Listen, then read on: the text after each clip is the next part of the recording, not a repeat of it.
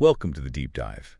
Today we're going to totally unpack a fascinating ancient text, let's just call it the Scrolls of Eldoria for our chat, that might just flip your understanding of justice, sacrifice, and, well, the divine. Get ready. Indeed. This source material, it really digs into a pretty profound question. How can absolute justice possibly coexist with forgiveness? Right. It lays out this truly intricate system. It details how divine justice gets demonstrated, the staggering cost of reconciliation, and the incredibly strict rules for atonement. You should prepare for some serious aha moments, I think. Yeah, I felt that reading it. So our mission today is to really grapple with this question that seems to echo through the ages, doesn't it? How can divine justice be totally absolute, yet still offer some paths of reconciliation? Exactly. And this text offers a pretty radical answer. It reveals this unwavering commitment to both justice and forgiveness, but at an incredible cost. All right, so the Scrolls of Eldoria kick off with something truly striking. It talks about the first God, basically, the ultimate divine authority deliberately separating from the second God, who, in this story, had taken on a mortal form, right? Yeah. A creature form.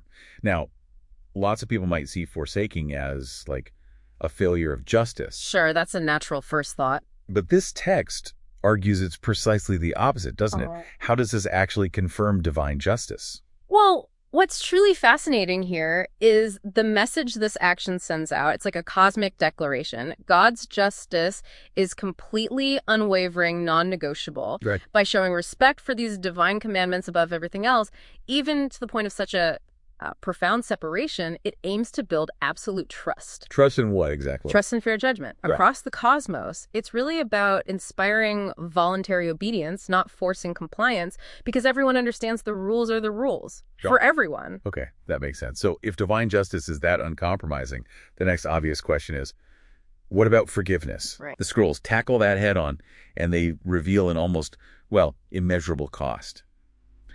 The text doesn't really mince words. It emphasizes the gravity of sin. The sheer weight of it. And states forgiveness demands an equivalent price. And then it drops this bombshell.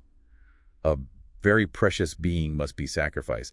And it explicitly says this being is God themselves.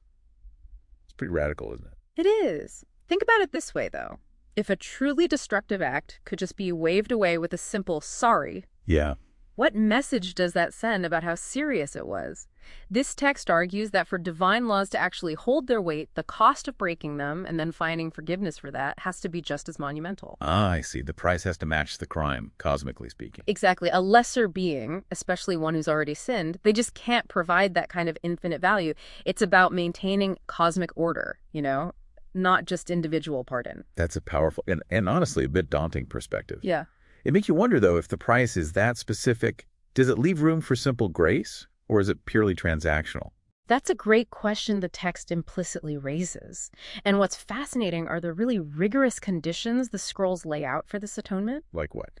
It specifies that this second God, even while in that cursed body, which means, a mortal, vulnerable form, never sinned, not once.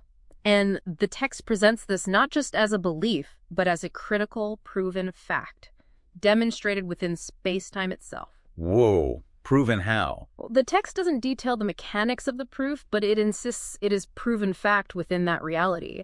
And this raises a crucial question for the cosmic order. How can absolute sinlessness, not just in the past, but guaranteed for the future, truly be proven? Yeah, how do you guarantee future perfection? So the text sets this incredibly high bar, what it calls the limit of righteousness. Not only must this being never sin in that mortal body, but they also have to achieve resurrection transformation, literally conquering death itself. So only the God who became a creature, by meeting this unique, perfect standard and, crucially, needing no forgiveness for themselves, only that being can fulfill this role. No one else possibly could. Wow. Okay. So it's a standard only God could meet by becoming mortal and remaining perfect. Precisely. And to ensure absolute fairness and accountability, the text goes even further. How so? It details God's decision to not only judge all creatures impartially, but to do it with complete transparency, publicly disclosing every single action. So no secrets. Everything out in the open. Exactly. It's not some private ledger. It's portrayed as a kind of cosmic unveiling. Okay, and the point of that is? Well, this transparency is absolutely key. It ensures there's zero misunderstanding of divine judgment, even when the consequences are severe. It reinforces that consistent theme we've seen throughout these scrolls. Absolute, understandable justice. It leaves no room for doubt about fairness or consistency. No hiding behind celestial loopholes, then. Yeah. It really makes you think about our own human attempts at justice, doesn't it? It certainly does. The standard is quite different.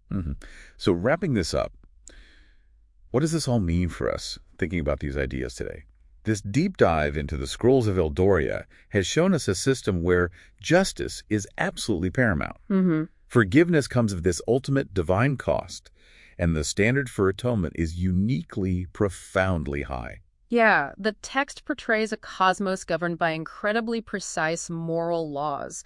And the solution to breaking those laws isn't some kind of workaround. Right. It's a profound, all-encompassing act that's just as immense as the problem of sin itself. Okay, so a final thought for you, our listeners. If justice really demands such a monumental demonstration, and forgiveness requires the ultimate sacrifice, what does that reveal about the inherent significance, maybe the value, of every single act and choice we make within this intricate divine order? Something to ponder. Definitely something to ponder until our next deep dive.